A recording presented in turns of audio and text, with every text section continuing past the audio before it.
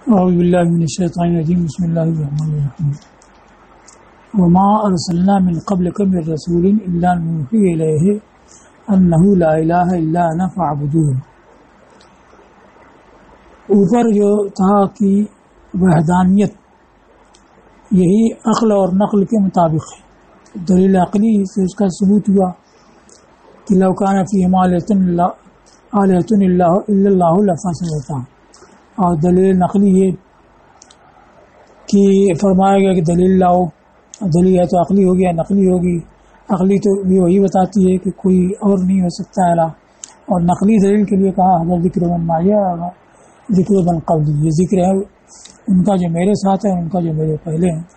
اب اسی کی صراحت ہے یہ کہ ہم نے تم سے پہلے کوئی رسول نہ بھیجا مگر اس کی جانب وحی کی جاتی، یوحا الیہ، اور اللہ نوحی الیہ، مگر ہم اس کی جانب وحی فرماتے کہ کوئی معبود نہیں ہے مگر میں ہی، تو میری ہی بات کرو۔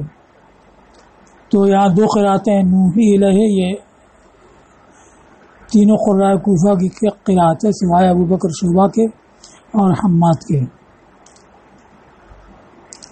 یہ بھی امام عاصم سے ایک راوی ہے، اور ابو بکر شعبہ تو دو راویوں میں سے ایک ہے۔ تو ان لوگوں کی قرات نوحی ہے، باقی لوگوں کی یوحا الیہ ہے۔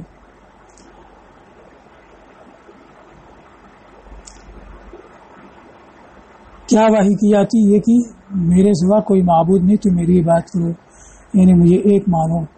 تو یہ آیت اس سے پہلے جو توحید کی آیتیں گزری ہیں ان کو ثابت کرنے والی ہے، ان کی تقریر اور تاکید کرنے والی ہے۔ اب آگے پھر ذکر ہے ان کا جنہوں نے رب تعالیٰ کے لیے اولاد ٹھہرائی، اور ان کا پھر رد ہے۔ وقالوا اتخذ الرحمن ولدا، اور انہوں نے کہا کہ رحمان نے اولاد بنا رکھی ہے۔ اب رد میں آیا سبحانہ، اسے اس سے پاکی ہے۔ بل عباد مکرمون، یعنی بل ہم عباد، ہم مقدر ہے، بلکہ وہ معزز بندے ہیں۔ لا یسبقونہ بالقول، وہ بات میں اس پر سبقت نہیں کرتے۔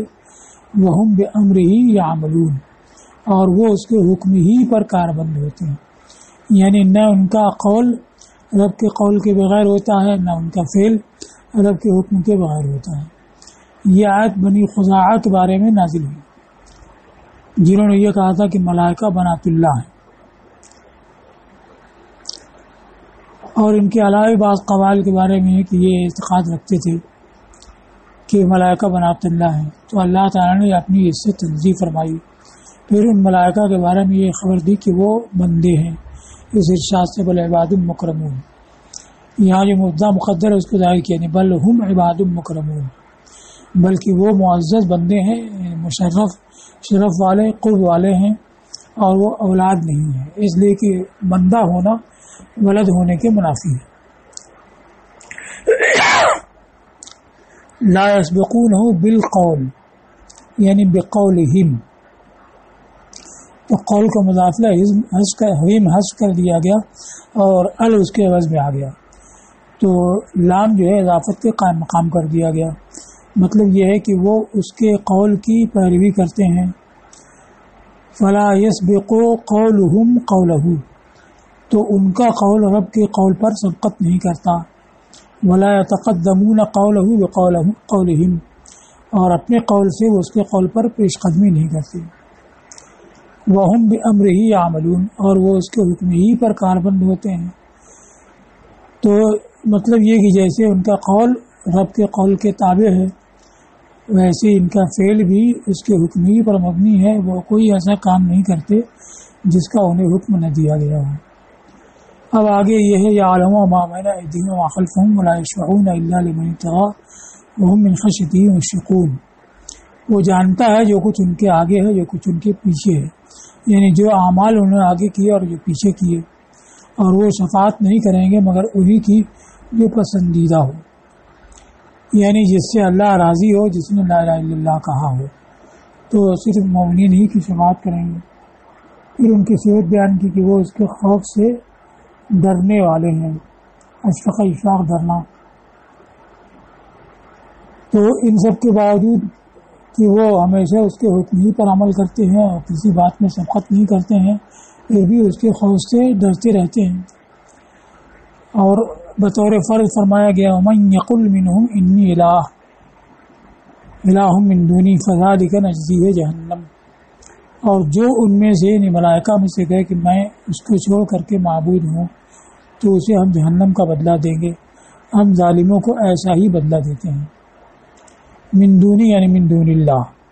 اب یہاں پر قرأت انی اور انیہ، انیہ یا کے فتح کے ساتھ نافع مدنی اور ابو بصری کی قرأت ہے، ایسی ابو جعفر جو عشرہ میں سے ہیں، باقی لوگوں کی انی یا کے اسکان کے ساتھ۔ فذالک یہ مبتدا ہے اور خبر ہے نجزی ہے، یعنی وہ قائل اسے ہم جہنم کا بدلہ دیں گے، اور یہ جواب شرط ہے۔ من یقل یہ شرط اور ذالک نجزی جہنم کی جزا، کذالک نجزی ظالمین۔ اب ظلم اسم وجود سے پھر غیر محلی کو کہتے ہیں، تو عبادت کو جس نے خدا کو چھوڑ کر کے کسی اور جگہ رکھا تو ظلم عظیم کو مرتکب ہوا۔ تو الظالمین سے مراد الکافرین الذین وضعوا الالہیۃ فی غیر موضعہا، کہ ہم بدلہ دیتے ہیں ایسا ہی ان کافروں کو جنہوں نے الہیت کو غیر محل میں رکھا، اور یہ ارشاد فرض اور تمثیل کے طور پر ہے، یعنی بالفرض ان سے ایسا ہو تو اس کے لیے یہ بدلہ ہے، اس لیے کہ ان کا معصوم ہونا متحقق ہے، اور معصوم سے گناہ کا سرزد ہونا شرعاً محال ہوتا ہے۔ اور حضرت ابن عباس رضی اللہ تعالیٰ عنہما نے اور قتادہ اور ضحاک نے کہا کہ یہ وعید ابلیس کے بارے میں متحقق ہو چکی ہے کہ اس نے اپنے لیے الہیت کا دعویٰ کیا اور اپنی طاعت اور عبادت کی طرف دعوت دی۔ یہ اس تقدیر پر ہے کہ ان لوگوں کے نزدیک یہ ہے کہ ابلیس ملائکہ میں سے تھا، لیکن جن کے نزدیک ابلیس ملائکہ میں سے نہیں تھا تو ان کے نزدیک یہ بات ثابت ہی نہیں ہے۔ اب اس کے بعد اللہ تعالیٰ نے دلائل قدرت بیان کی ہے، جن سے اس کا قادر ہونا بھی معلوم ہوتا ہے، واحد ہونا بھی معلوم ہوتا ہے، تاکہ دلائل کے ذریعے سانے کی معرفت حاصل ہو اور اس کی وحدانیت کی معرفت حاصل ہو اور اس کو ایک مانے۔ تو یہاں 6 قسم کی دلیلیں بیان ہوئی ہیں۔ ایک تو یہ ہے کہ کیا تم نے دیکھا نہیں کہ آسمان زمین بند تھے پھر ہم نے ان کو کھولا۔ دوسرے ہے وجعلنا من الماء کل شیء حی، ہم نے پانی سے ہر جاندار چیز کو بنایا۔ تیسرا ہے وجعلنا فی الارض رواسی، اور ہم نے زمین میں لنگروں کو بنایا یعنی پہاڑوں کو جمایا۔ پھر چوتھا ہے وجعلنا فیہا فجاجا، اور ہم نے اس میں کشادہ راہیں بنائیں۔ پھر ہے پانچواں جعلنا السماء سقفا محفوظا ویمسک السماء ان تقع علی الارض الا باذنہ،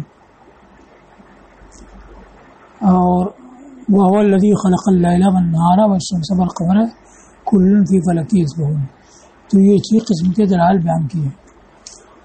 اولم یر الذین، اور کیا نہ دیکھا، تو واو کے ساتھ جب ہوگا تو یہ ماسبق پرت ہوگا کہ یہ ہے، اور کیا انہوں نے دیکھا نہیں۔ اور علم یرا یہ ابن کثیر مکی قرأت ہے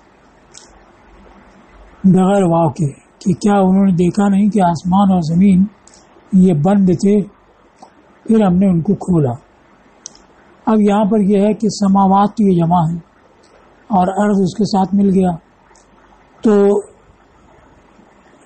اس سب کے مطابق آنا چاہیے کنہ رتقن یا کانت رتقن۔ تو جو جمع کے لیے آتا ہے کہ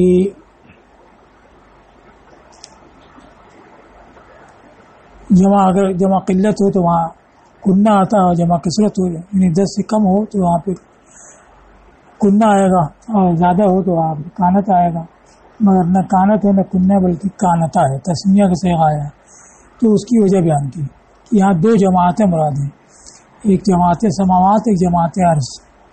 تو یہ دونوں جماعتیں یہ بند تھیں، تو اس کو کہا ہے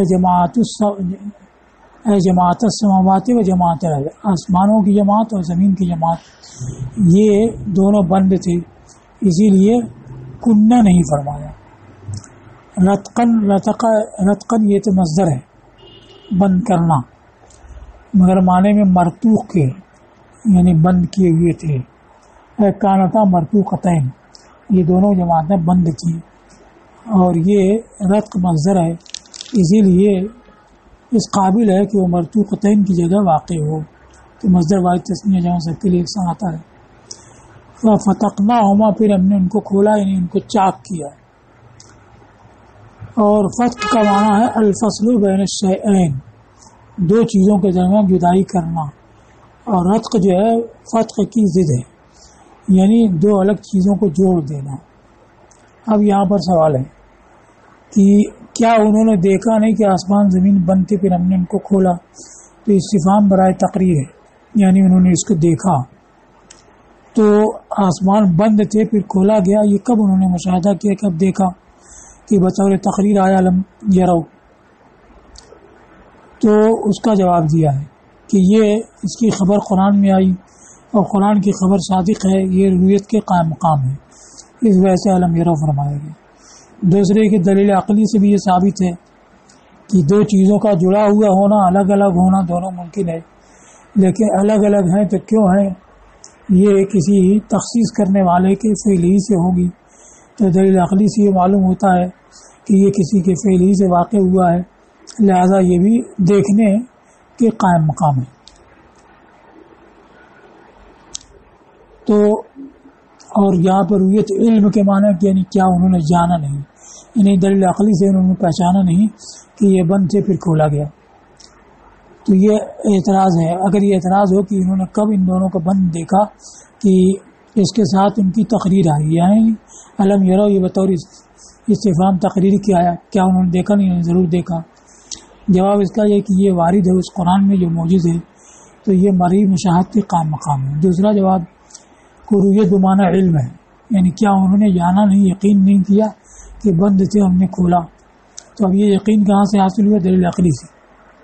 اس کو بیان کیا ہے کہ رؤیت بمعنی علم ہے، اور تلاصق ایک دوسرے سے پیوست ہونا، ملا ہوا ہونا، تباین ایک دوسرے سے الگ ہونا، اور زمین و آسمان کا باہم پیوست ہونا، ان دو ایک دوسرے سے جدا ہونا، دونوں عقلاً ممکن اور جائز ہے.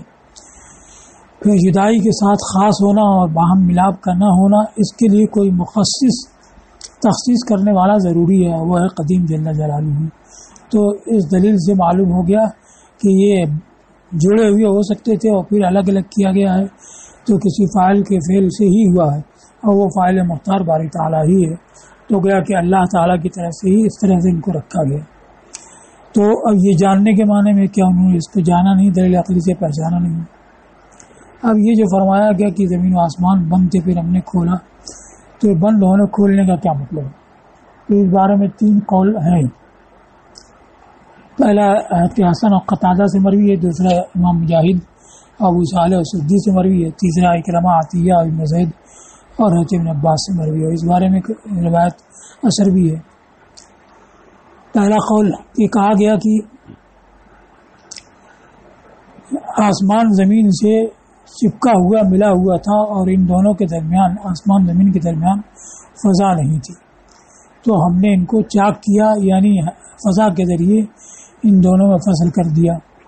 اور کہا گیا کہ کانت السماء مرتفقۃ طبقۃ واحدہ، کہ آسمان باہم ایک طبقہ ایک دوسرے سے جڑا ہوا تھا، پھر اللہ تعالیٰ نے اس کو چاک کیا اور 7 آسمان بنایا.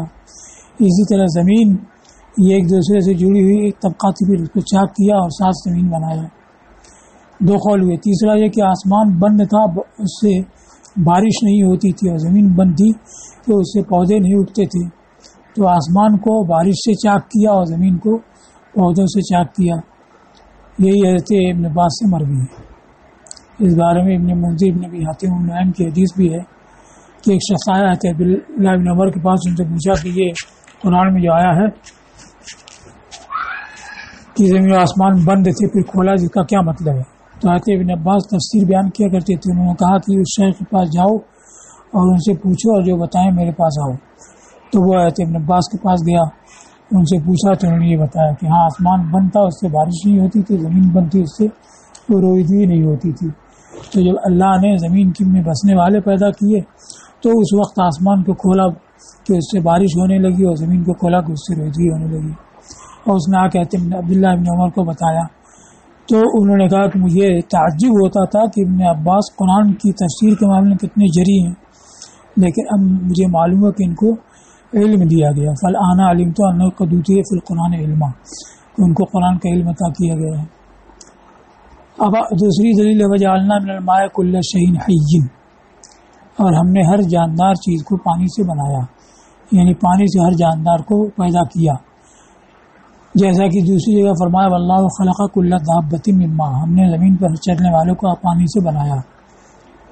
یا مطلب ہے کہ گویا کہ پانی سے بنایا گیا، یا کانما خلقنا ہو، گویا کہ ہم نے اس کو پانی سے بنایا، اس لیے کہ اس کو پانی کی بہت زیادہ حاجت ہوتی ہے اور بہت زیادہ اس سے محبت رکھتا ہے اور اس سے صبر کم ہی کر پاتا ہے، جیسے کہ فرمایا گیا خلق الانسان من عجل، کہ انسان کو جلد بازی سے بنایا گیا، یعنی جلد بازی اس کے اندر زیادہ ہوتی ہے تو گویا کہ جلد بازی سے بنایا گیا۔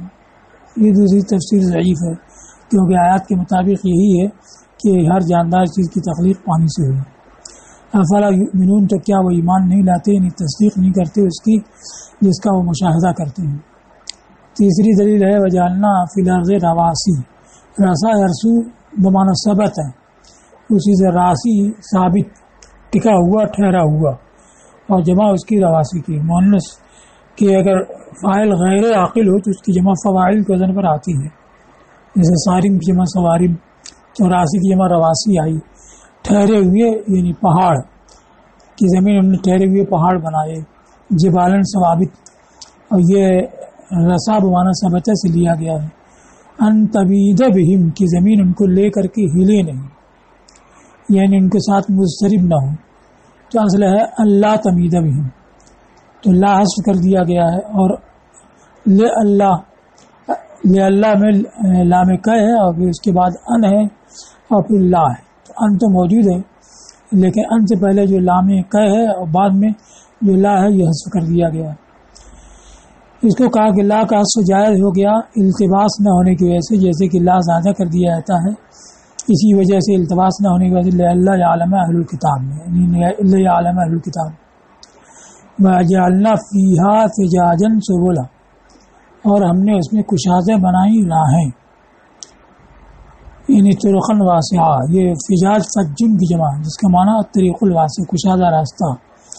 اب اس ترکیب میں کیا واقع ہے، تو اس کو کہا ہے کہ یہ منصوب ہے سبلن سے حال مقدم ہونے کی وجہ سے، یہ سبلن ذوالحال نکرہ ہے تو اس کا حال پہلے آ گیا اور وہ حال ہونے کی وجہ سے منصوب ہوا، اور سبلن جو ہے جعلنا کا مفعول بھی ہونے کی وجہ سے منصوب ہے۔ اب یہ کہا ہے کہ اگر یہ سوال ہو کہ کیا فرق ہے، اس کے ارشاد لتسلکوا منہا سبلا فجاجا، کہ تم ان سے کشادہ راہوں میں چلو، اور یہاں فجاجن پہلے سبلن بعد میں ہے، تو وہاں پر سبلن پہلے فجاجن بعد میں آیا، اور یہاں فجاجن پہلے اور سبلن بعد میں آیا، دونوں میں فرق کیا ہوا؟ تو یہ کیا فرق ہے اس ارشاد میں اور اس ارشاد میں؟ جواب یہ ہے کہ پہلا یہ بتانے کے لیے ہے کہ اس نے اس میں کشادہ راستے بنائے، یعنی زمین میں کشادہ راستے بنائے تاکہ انسان اس میں چلیں، اور دوسرا فجاجن سبلا، کہ زمین میں کشادہ بنایا راستے، تو فجاجن پہلے آ گیا یہ بتانے کے لیے کہ جب بنایا اسی وقت کشادہ کیا، یعنی ابتدائی سے کشادہ ہونے کی حالت میں ان کی تخلیق ہوئی۔ تو اول یعنی سبلن فجاجہ یہ بتانے کے لیے ہے کہ اس نے زمین میں کشادہ راہیں بنائیں، اور ثانی یعنی فجاجن سبلا یہ بتانے کے لیے ہے کہ جس وقت پیدا کیا تبھی اس صفت پر پیدا کیا، تو یہ اس فہوا بیان لما اوہم سمہ، تو یہ اس کا بیان ہے جو وہاں پر مبہم ہے، لعلہم یہتدون، تاکہ وہ راہ پائیں، یعنی اس سے اپنے مقصود شہروں کی راہ پائیں۔